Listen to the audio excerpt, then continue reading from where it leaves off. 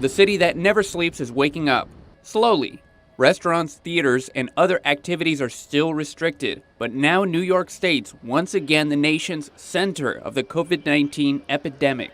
The daily case average peaked at nearly 11,000 late last month. They're going down now, but still the highest in the country as of Thursday. Michigan's reporting the second highest. But why are states with tighter pandemic restrictions reporting more cases than states like Texas?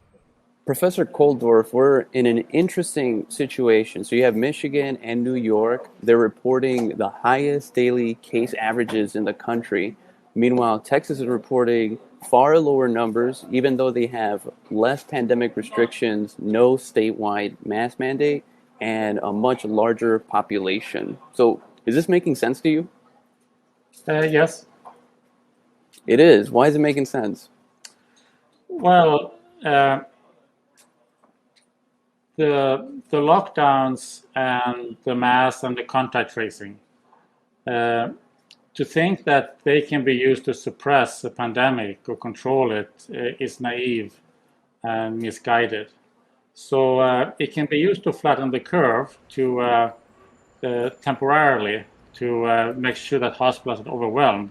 But to think that you can sort of postpone it indefinitely is not possible. So the lockdown, what it does, because people still have to work and they have to get food and so on.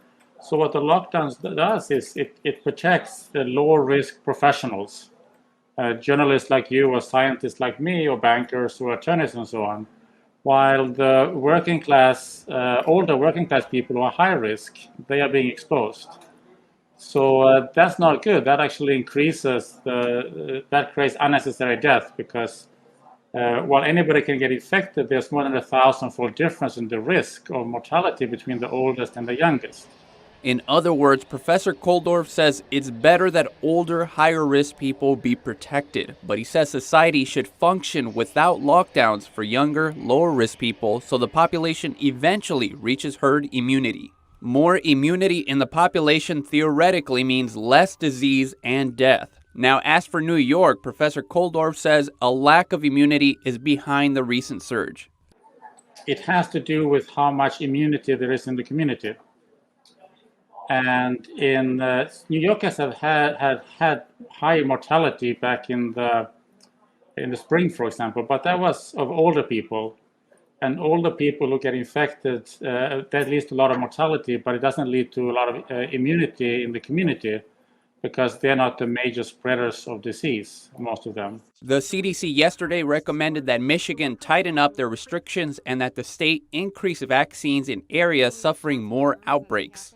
Kouldorff said Michigan should go out of its way to vaccinate as many older people as possible to keep the death count low. Miguel Moreno, NTD News, New York.